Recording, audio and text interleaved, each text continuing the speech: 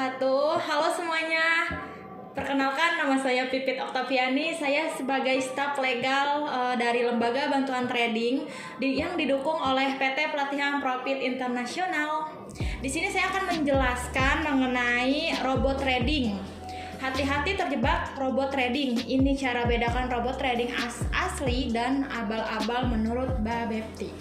Dewasa ini dalam dunia trading kita dihebohkan nih dengan adanya robot trading. Saat ini robot trading menjadi perbincangan karena beberapa platform disebut-sebut terindikasi melakukan penipuan.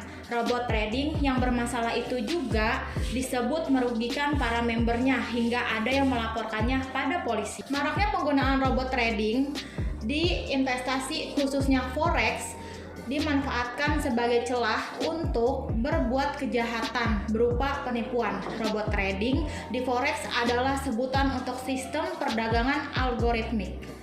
Robot trading diprogramkan untuk menjalankan transaksi secara otomatis dengan memanfaatkan sinyal pergerakan pasar untuk menentukan apakah melakukan beli atau jual pada titik tertentu, sehingga investor tidak perlu repot memantau pasar dan menyusun strategi pembelian dan penjualan. Namun sayangnya, kebanyakan robot trading saat ini banyak yang tidak asli.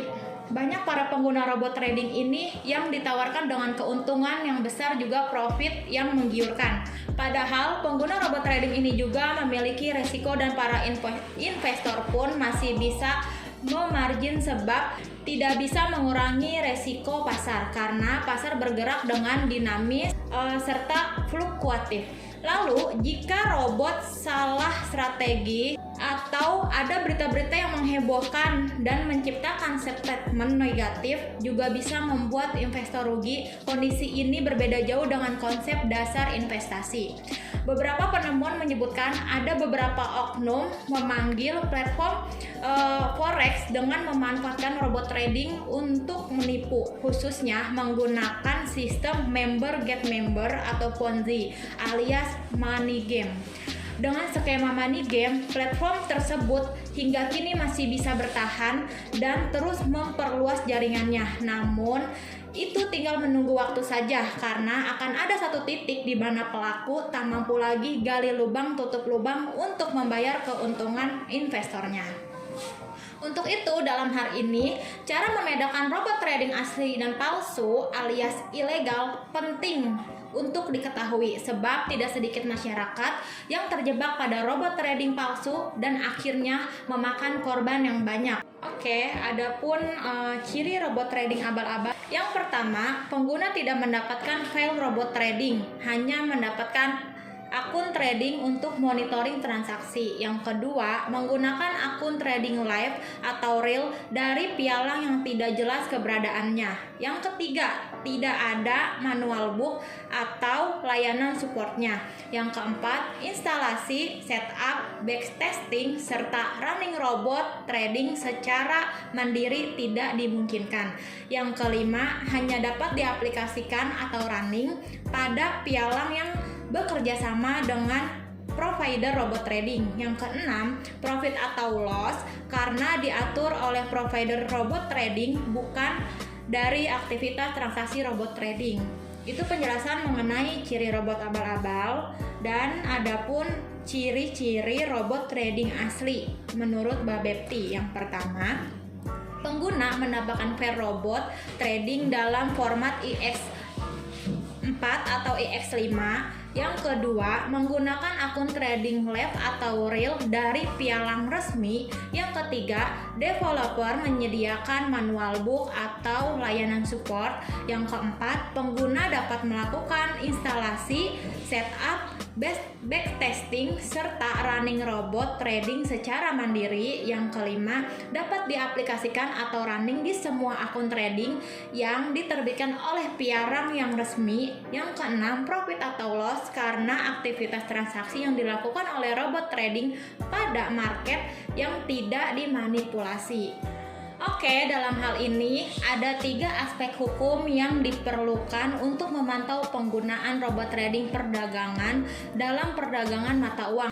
Oke, yang pertama ada aspek perlindungan konsumen, yang kedua itu ada aspek pengawasan oleh Badan Pengawas Perdagangan Berjangka Komoditi atau Bapepti, dan yang ketiga ada aspek sipil dan regulasi yang mendukung perdagangan robot trading. Yang pertama aspek perlindungan konsumen, yaitu ada di Undang-Undang Nomor 8 Tahun 1999 tentang perlindungan konsumen. Di situ juga dijelaskan mengenai resikonya menggunakan risiko terhadap para pelaku usaha robot trading. Mengenai peran Bapepti yang kedua, yaitu aspek pengawasan oleh Bapepti sebagai lembaga pengawas, esensinya dari pengumuman penggunaan robot trading harus didorong untuk lebih komprehensif dan tidak menyesatkan. Sosialisasi juga perlu diadakan oleh pihak pemerintah, mengingat secara hukum penggunaan robot dalam pergunaan mata uang hanya didasarkan pada tidak adanya ketentuan yang melarang pengguna mesin tersebut. Bapepti bersama instansi terkait harus menetapkan aturan terkait dengan penggunaan robot trading dalam perdagangan mata uang. Yang ketiga yaitu tentang aspek dari sipil dan regulasinya. Ketiadaan undang-undang yang tidak jelas menimbulkan banyak penafsiran yang merugikan masyarakat karena akan menghambat proses pengawasan dari penegakan hukum. Karena robot trading perdagangannya bukan merupakan dari badan hukum, tetapi hanya alat dan kecerdasan buatan yang tidak dapat dimintai pertanggungjawabannya. Untuk itu, dengan adanya aturan dan regulasi yang jelas, masyarakat akan terlindung dari informasi yang tidak akurat dan sekaligus menciptakan hubungan yang adil antara pengguna robot trading serta para pengguna media robot trading. Terkait dengan robot trading ilegal baru-baru ini, Badan Pengawas Berjangka Komoditi atau Bapepti dengan Kementerian Perdagangan memberi label tersebut kepada Sunton Capital dan Mark AI. Mereka disebut-sebut sudah merugikan banyak membernya. Itu salah satu contoh dari penjualan robot trading abal-abal alias palsu. Baru-baru ini diberitakan juga nih bahwa Ketua MPR sekaligus Badan Hubungan Penegakan Hukum, Pertahanan dan Keamanan Indonesia yaitu Bambang Susantyo mendukung Bapepti untuk membuat aturan main yang jelas mengenai keberadaan dan cakupan robot trading termasuk media transaksinya.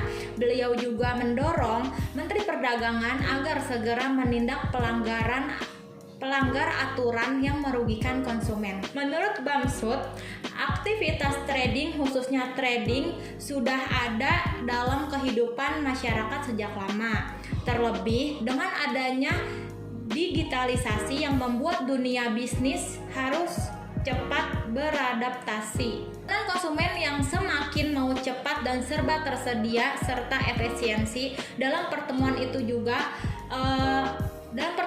juga sebagai pemimpin dari MPR RI yang banyak menerima pengaduan masyarakat sesuai dengan Undang-Undang MD 3 berpendapat bahwa perlu adanya aturan yang jelas dan clear agar tidak ada wilayah abu-abu yang dapat dimanfaatkan oleh pihak-pihak yang tidak bertanggung jawab serta menimbulkan kerugian di tengah-tengah masyarakat atau konsumen.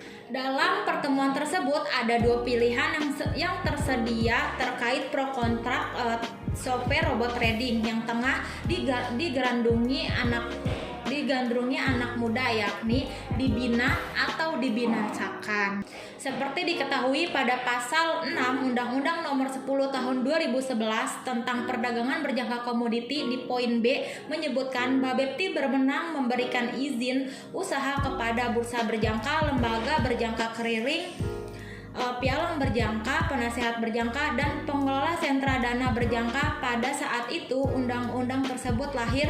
Ekonomi digital maupun pasar perdagangan berjangka komoditi belum maju seperti saat ini. Bapepti juga bisa mengeluarkan peraturan maupun keputusan yang menerangkan bahwa software robot trading termasuk dalam penasihat berjangka sebagaimana dalam Undang-Undang Nomor 11 Tahun 2011 tentang termasuk mengatur untuk perlindungan konsumen yang lebih luas, kode etik para penyelenggara, dan transparansi transaksi alat robot trading. Menurut Bamsud juga seharusnya izin edar robot trading berada di Bapepti, sedangkan izin distribusinya bisa diurus melalui Direktorat Jenderal Perdagangan Dalam Negeri, yaitu Kementerian Perdagangan. Dengan begitu, keberadaan software robot trading perdagangannya cukup jelas dan aturan hukumnya juga ada, serta untuk mengatur mekanisme penjualan dan penggunaan software robot trading. Misalnya nih, dalam menjual software robot trading harus dilakukan secara jual putus serta tidak boleh disertai janji dengan menggunakan software robot trading akan mendapatkan keuntungan yang besar. Oke, cukup sekian mengenai informasi mengenai robot trading, serta tadi juga saya udah menjelaskan ciri-ciri perbedaan mana yang abal-abal dan mana yang asli. Semoga kalian selalu bijak sebelum memilih robot trading mana yang akan digunakan. Oke, terima kasih. Cukup sekian penjelasan mengenai robot trading. Kurang lebihnya mohon maaf. Wabillahi taufiq wal hidayah. Wassalamualaikum warahmatullahi wabarakatuh. Bye bye.